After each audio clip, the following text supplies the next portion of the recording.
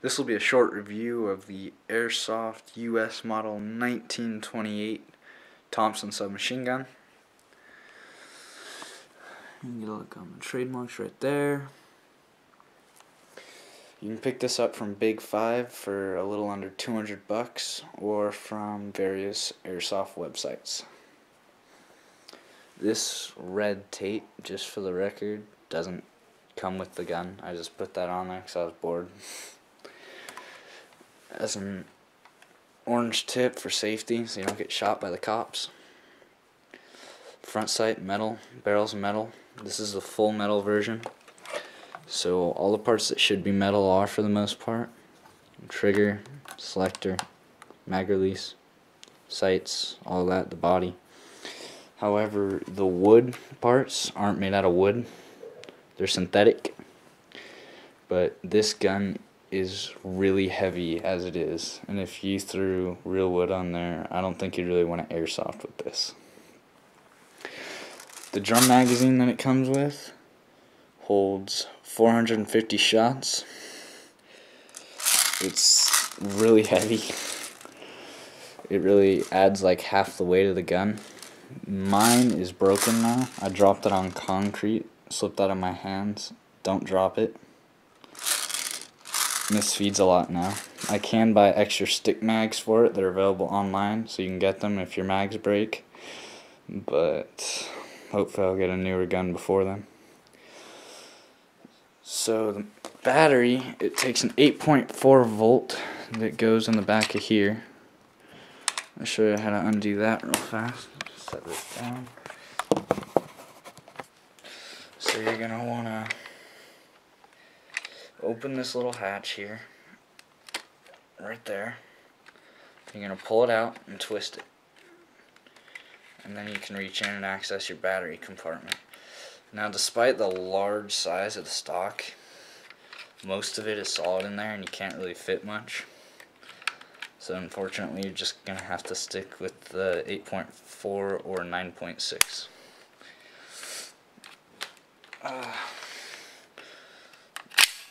The working bolt on the side here does absolutely nothing. It's a lot of fun to play with. Hop up is accessible right here where the shells eject from the real Thompson. Bad lighting over here. You can see it kind of. The grip, when you look at it, it really doesn't look like it should stay on there. It looks like it's going to break off, but it holds on pretty fine, except this whole upper barrel part gets kind of loose and shaky after a while because these screws right here get loose. All you gotta do is tighten those every once in a while and it'll be fine. And got a plastic magazine sling here. I don't know why they made that plastic. Really not wise considering it's the only one on the gun. There's no other sling mounts anywhere else. You have on this side the fire select and safety are two different notches, which is something you'll have to get used to. It's very strange. You have the safe and fire over here, and then the single and full auto on this side. So then you got it on full auto now, so the battery's almost dead, but just for reference. When you're on the other end of this thing, it sounds pretty intimidating. So that's a plus, I suppose. And then you come back over here, you can see your sights. Now, I know a lot of airsofters go off of Call of Duty for everything. So if you played like World at War, you'd aim with the notch up there, but trust me, with this, it is almost impossible to do. The sight completely blurs out. So you're going to want to use the circle. And the sights work pretty decent if you have the hop up adjusted right. I don't usually change my hop up, it's just fine.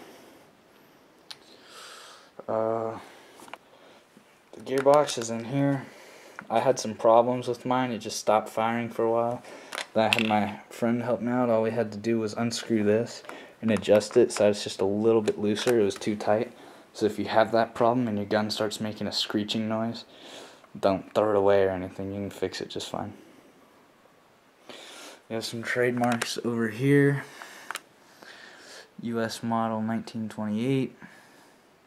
Warning label, not a toy.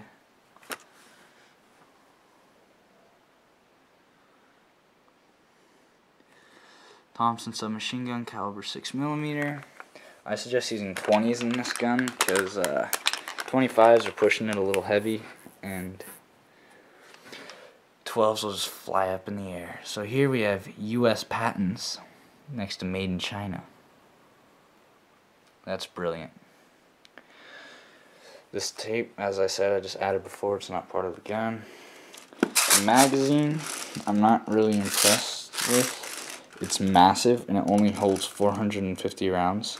It's supposed to be a high cap.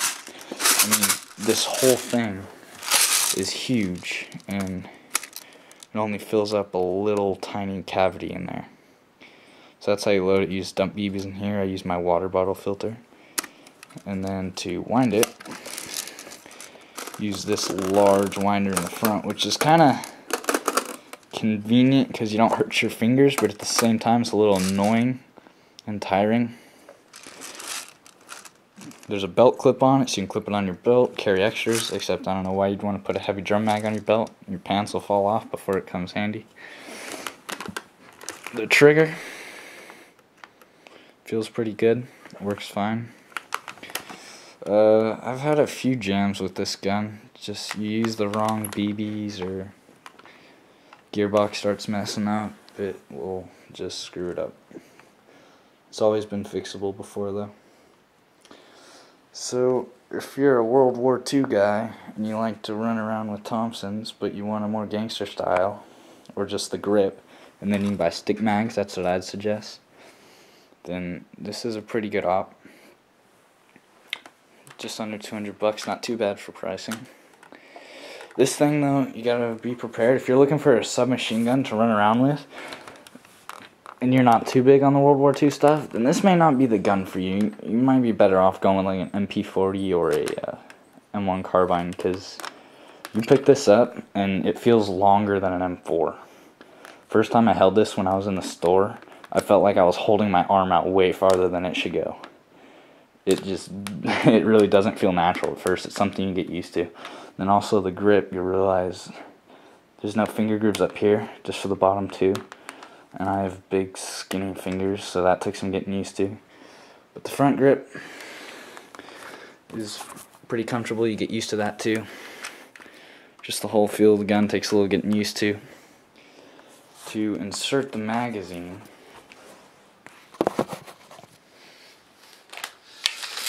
you take it like this. You gotta line up, it's got a T-rail in there.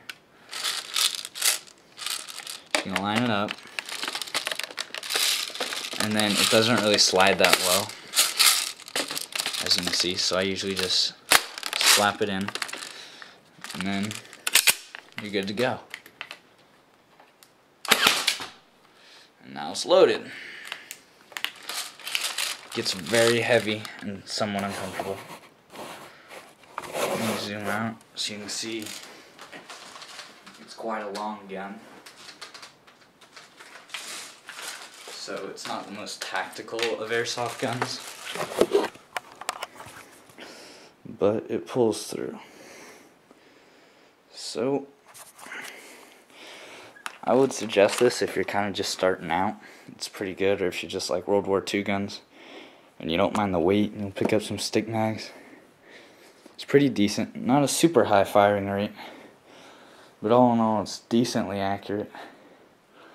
So thanks for watching, guys. This is my first airsoft review, and rate and comment and whatever you want. Hope I helped some of you out if you're looking for a World War II type gun. Thanks, guys.